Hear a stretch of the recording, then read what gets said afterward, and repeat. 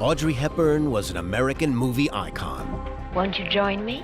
With an Academy Award and 10 Golden Globe nominations, she was the epitome of style and elegance that lit up the screen for more than 3 decades.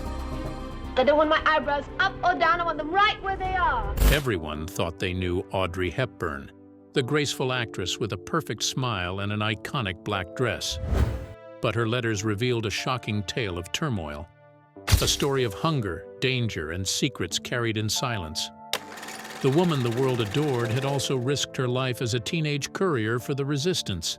Audrey Hepburn, the personification of grace, elegance, charm, and talent, died at her home in Switzerland today. She was 63 years old. These weren't movie scripts or fan notes.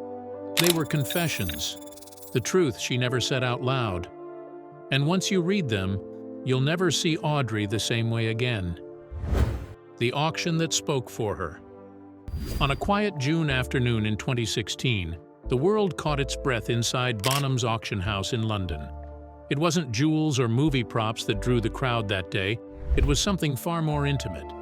10 handwritten letters from Audrey Hepburn, the woman whose grace had defined an era, were going under the hammer. For decades, she had been Hollywood's untouchable angel, a picture of calm and charm. But when those pages appeared, yellowed with age and smudged with ink, the mask slipped, and the woman behind the legend stepped into view. They sold for $15,000, yet the real worth of those letters had nothing to do with money. Their value lay in the story they told, one that even her closest fans had never truly heard. 1,000 is bid. 38,000. How about 60, Orlando? 60,000. Can we go 2 for you, Orlando? At 190. We have 200 bid here.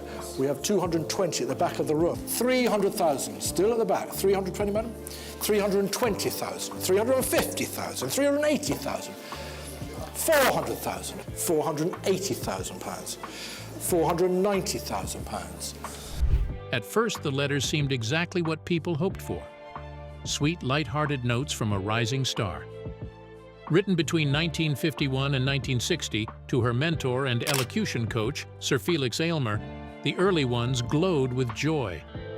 Audrey wrote about Monte Carlo, her first film shoots, and the dizzying excitement of a career just beginning.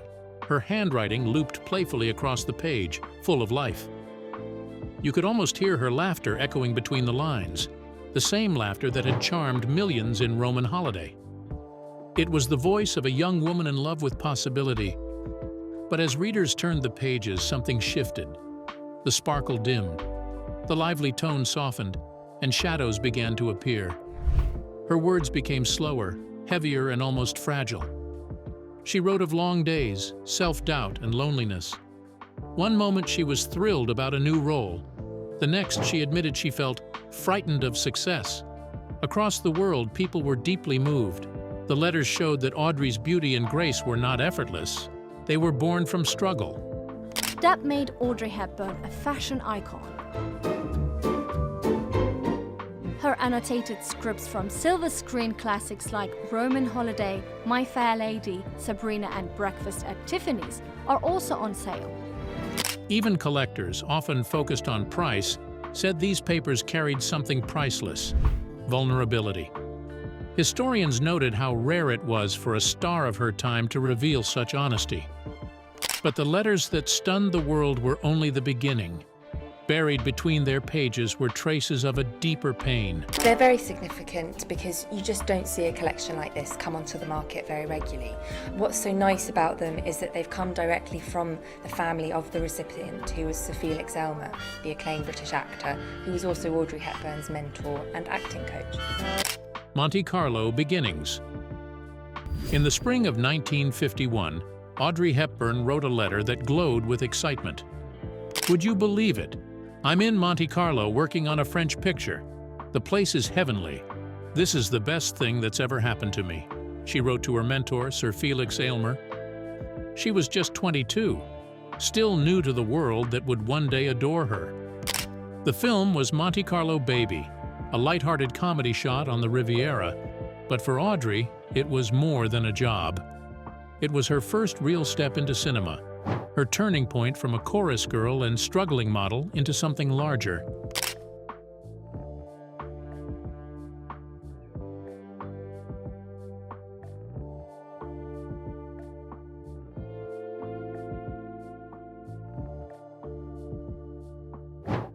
Yet behind the joy in her words was a quiet truth few knew at the time. Her body was still healing from years of wartime hunger. Born in Belgium and raised in the Netherlands, Audrey had survived the Nazi occupation in Arnhem during World War II, a period that left her malnourished and frail. When she arrived in Monte Carlo, she weighed only 88 pounds, but the sea air and sunlight seemed to fill her with new energy, and her letters carried that brightness. The film's set was small and casual, a mix of French and English cast members. I know what it is to love. You? I know you think I'm only a baby, but I watched every move you make, the way you walk. But I'm only a baby. For Audrey, it felt like summer camp rather than work. She learned lines between takes, danced barefoot near the water, and laughed easily with the crew. Yet something unexpected happened there.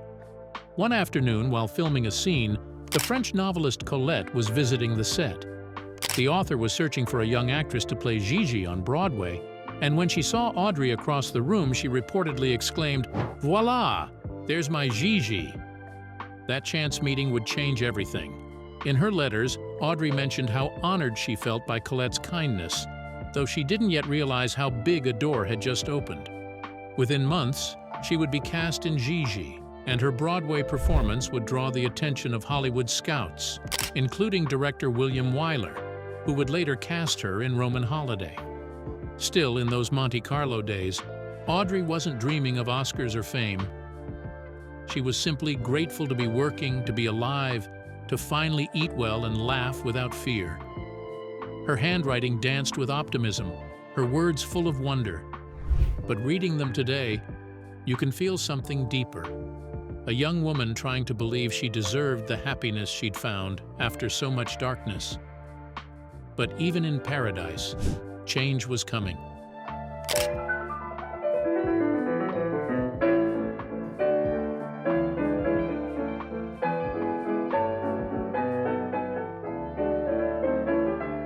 The gown that never was. In 1952, Audrey Hepburn's life seemed to shimmer like a scene straight out of a romance film.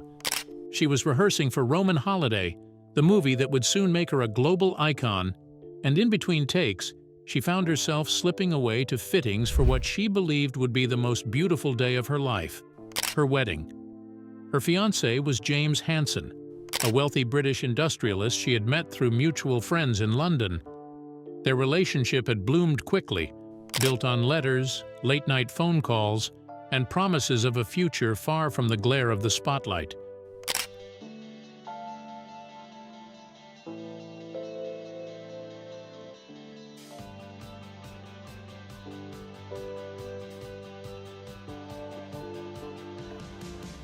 Audrey was deeply in love, and with her natural sense of elegance, she dreamed of a perfect ceremony. She worked closely with designer Cecil Beaton on an ivory satin wedding gown, its pearl buttons running down the back like a string of secrets, fitted to her 21-inch waist. It was a dress made for a princess, simple yet stunning, crafted with care at the Fontana sisters' atelier in Rome. Yet as the weeks passed, the joy that once colored her letters to friends began to fade. Between her growing Hollywood career and Hansen's business commitments in England, the two started living in different worlds. Audrey was flying from Rome to Paris to New York, surrounded by scripts, cameras, and endless rehearsals, while Hansen's life revolved around meetings, investments, and long hours in boardrooms. The distance between them wasn't just physical, it was emotional.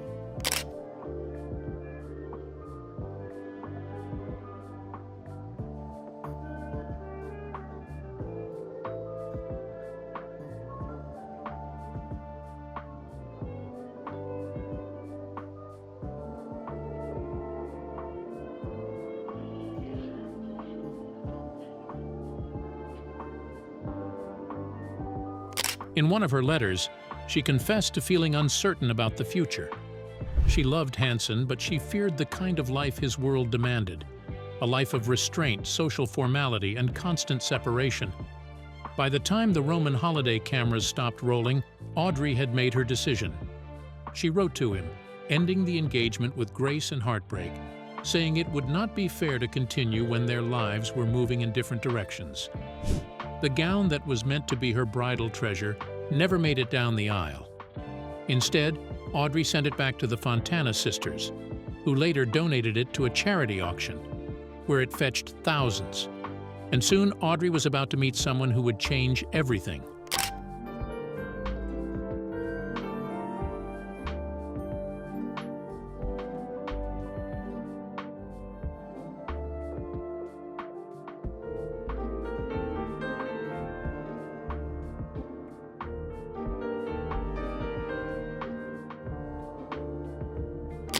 Letters of Love. It was 1953, and Audrey Hepburn was still nursing the quiet ache from her broken engagement with James Hansen when she walked into a glittering Hollywood party that would change her life. The room was alive with jazz and cigarette smoke, the air filled with laughter and clinking glasses, when she met Mel Ferrer. He was tall, intense, and a little mysterious, an established actor and director known for his brooding charm.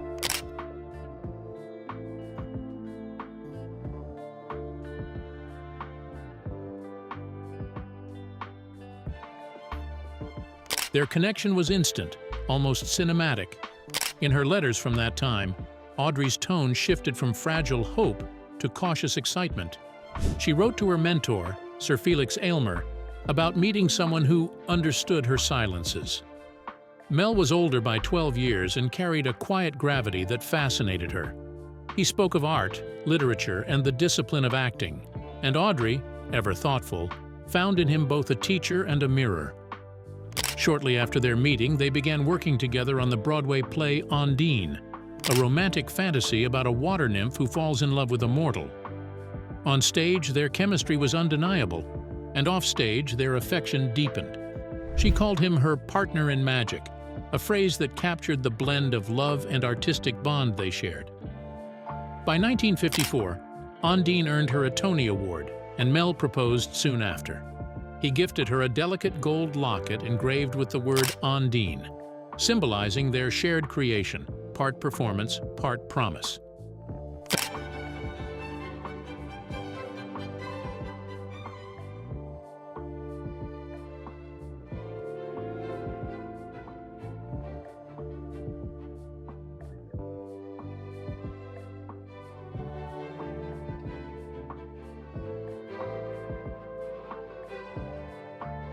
Family archives revealed that she wore that locket throughout the filming of Sabrina, one of her defining roles. Audrey's letters from this period were full of warmth and vulnerability, describing how Mel gave her confidence in moments of doubt. She admired his intellect and his ability to remain calm amid chaos, traits that balanced her own sensitivity. Together, they appeared to be Hollywood's golden couple, starring in films like War and Peace and attending premieres arm in arm, exuding grace and quiet affection. Yet, beneath the glamour, subtle cracks were beginning to form. Audrey's growing fame began to overshadow Mel's career, and whispers in the industry suggested he struggled with her success.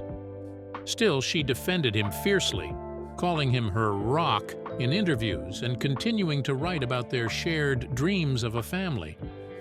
Her tone remained tender but occasionally weary, as if she sensed the storm ahead.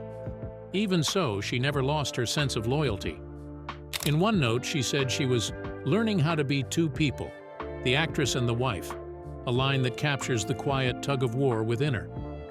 The Ferrer years were filled with passion, creativity, and complexity, a love story that burned brightly but left shadows behind. Yet in those letters, one thing remained constant: her longing for balance, for a love that could withstand the weight of fame. The locket with Ondine etched on its surface may have been small, but for Audrey, it carried a world of meaning.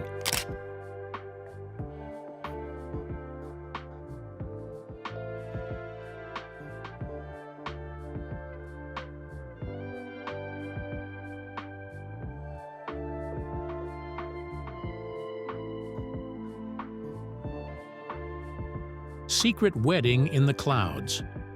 In September 1954, Audrey Hepburn's life took another cinematic turn, this time not under studio lights, but high above Lake Lucerne in the misty Swiss Alps. After months of rehearsals, premieres, and endless press attention, she craved something quiet, private, and pure. So when she and Mel Ferrer decided to marry, they planned a ceremony as far from Hollywood's flashbulbs as possible. In a letter to her dear friend and mentor, Sir Felix Aylmer, she wrote with gentle excitement, "We want to keep the wedding a dark secret in a tiny chapel with a wedding breakfast after. How dearly we would love you to be with us." The setting she described was Bergenstock, a small, peaceful resort village above Lucerne, surrounded by clouds and pine trees. Audrey and Mel had been living there quietly for months, far from the chaos of film sets, building a sanctuary that felt more like a retreat than a movie star's home. The locals barely knew who they were. To them, Audrey was simply the polite English-speaking woman who walked her dog along the mountain path.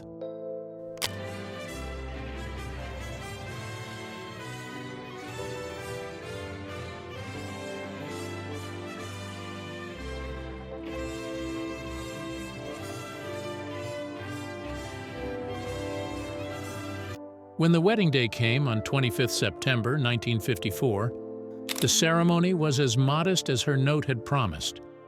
There were no flashing cameras, no Hollywood producers, no lavish guest lists. Just a handful of close friends and her mother, Baroness Ella van Heemstra, who had traveled from the Netherlands to witness the union. Audrey wore a pale pink satin dress designed by Pierre Balmain, simple and elegant, with flowers in her hair instead of jewels. The chapel, St. Peter's, was barely large enough for 30 people. Mel, ever the quiet romantic, played the organ before the ceremony began. The couple exchanged vows surrounded by mist, the entire world hidden below the mountain clouds. It was in every sense a secret wedding, a dream that belonged only to them. But not everyone was at peace with the match. Behind the smiles, Audrey's mother reportedly felt uneasy about Ferrer. According to letters later found in family archives, she believed his dark, brooding nature clashed with their family's Dutch reserve. Ella saw in him a man of mystery, someone she described as too intense and too theatrical. Despite this, Audrey adored him. In her letters, she described Mel as her anchor, the person who made her feel safe in a world that constantly demanded her energy.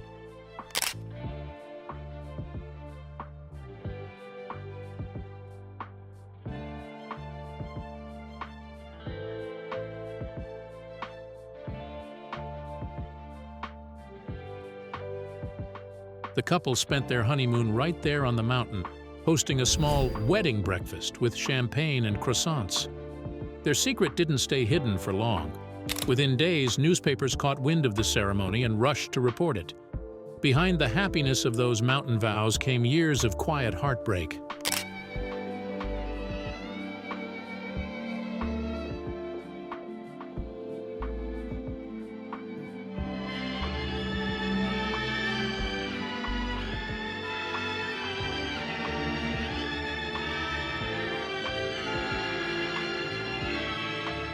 Silence after sorrow.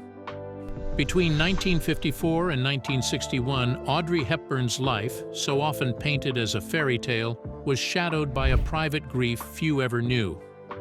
Behind the charm, the laughter, and the applause, she faced heartbreak after heartbreak, a string of miscarriages that left her shaken and withdrawn.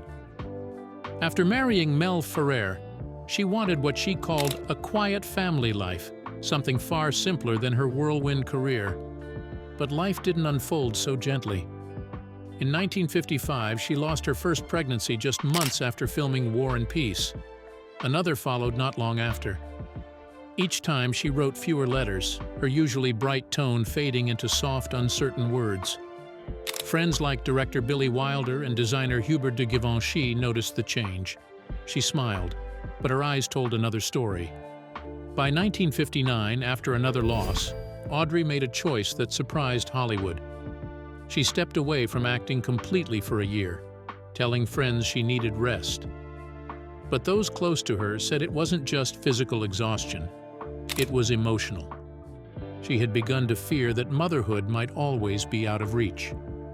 Her most tragic moment came in 1961 during the filming of The Unforgiven. So plenty. I love you. You belong to me. No. People don't belong to people. Of course they do. I'm not gonna let anyone put me in a cage. I don't want to put you in a cage. I want to love you. It's the same thing. No, it's not. Holly? I'm not Holly. I'm not Lula May either. I don't know who I am. A horse riding scene gone wrong, Audrey was thrown violently to the ground. At the time, she was a few months pregnant and desperate to continue the role despite her doctor's warnings. The fall caused her to miscarry again. That loss broke her. She retreated from public view, staying home in Switzerland, where she spent months in near silence, surrounded by the Alps and her dogs.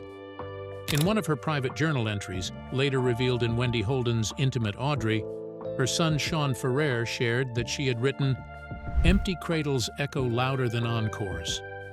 Those 6 words captured everything she carried, the guilt, the longing, the quiet sadness she kept hidden beneath her poise. When she finally gave birth to Sean in 1960, it felt like a fragile victory, the result of months of bed rest and near-total isolation. She poured every ounce of her love into motherhood, protecting him from the world she knew too well. Many biographers believe these years of loss reshaped her completely. I wouldn't ask you in except the place is in such a mess I couldn't bear to face it alone. No, you have a message. No. Ollie.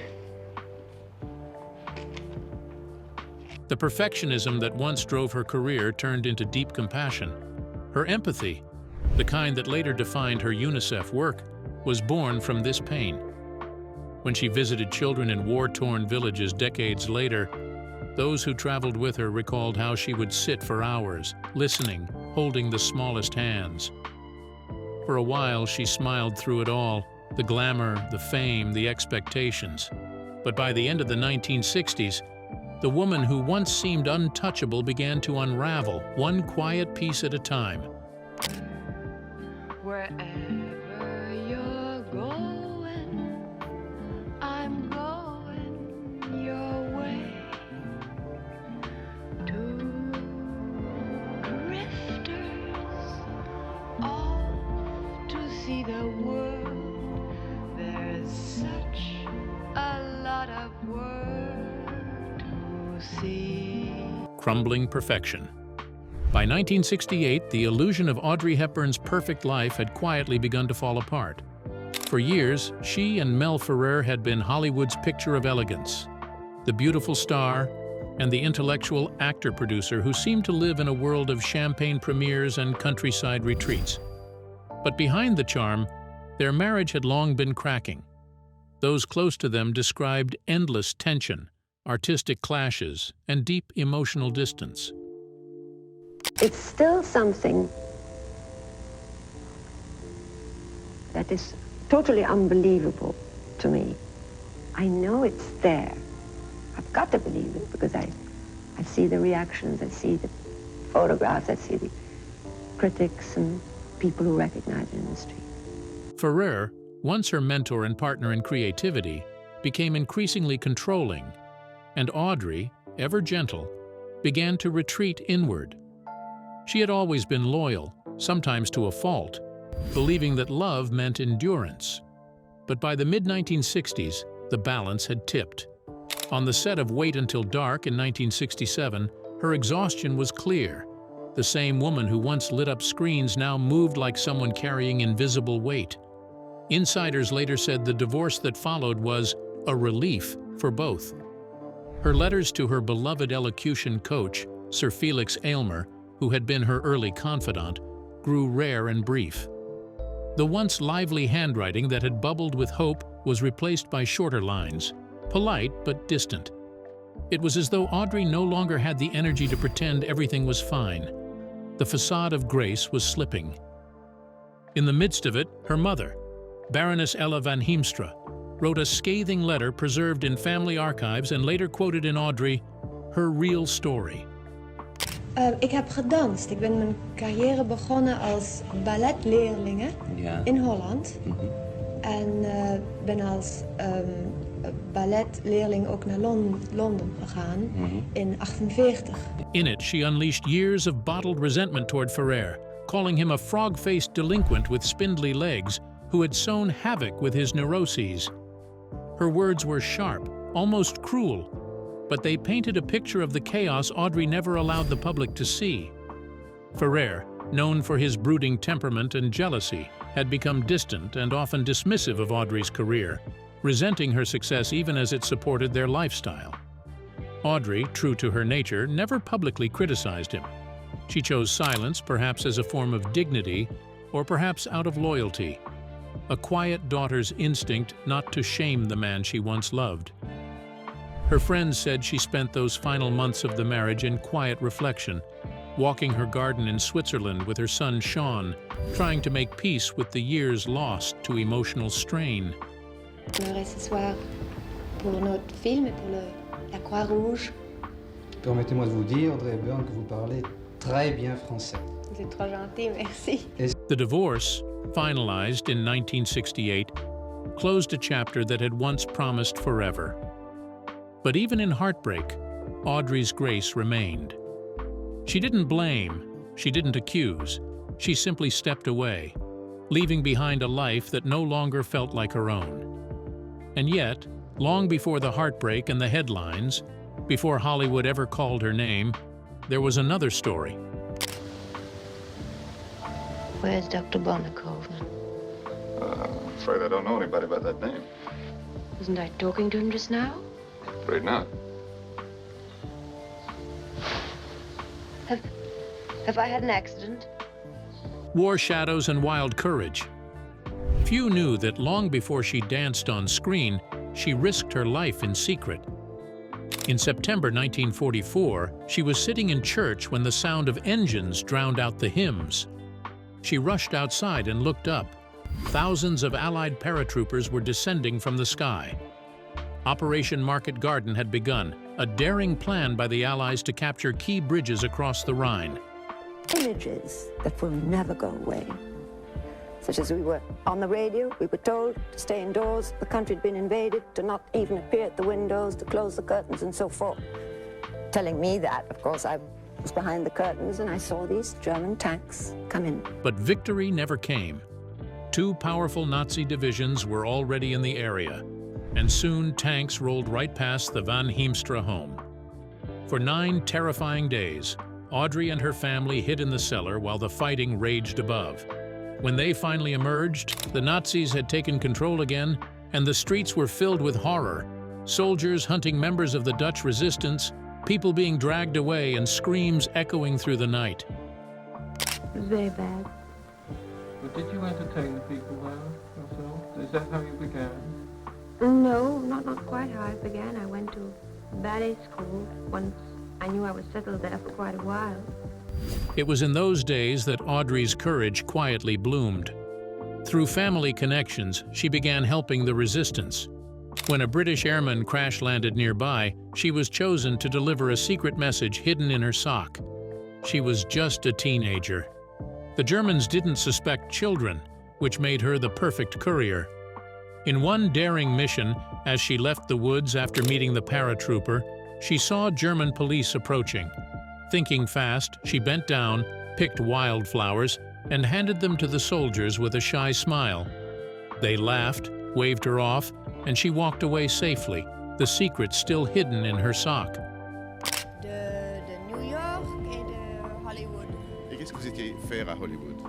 Je suis allée assister à la grande soirée des Oscars. She later carried more messages, food coupons, and small notes that could cost her life if discovered. Her son, Luca Doty, once said, "She believed very much that there is a struggle between good and evil and you have to take sides." That belief never left her. In 1953, the year Audrey made Sabrina, fellow Paramount star Danny Kaye became the first Goodwill ambassador for UNICEF. He toured the world, creating awareness of the organization's work. Even after the war, when the world saw only glamour and pearls, Audrey never forgot the hunger, the fear, or the kindness that had kept her alive. We hope you enjoyed this video. Stay tuned for more amazing stories.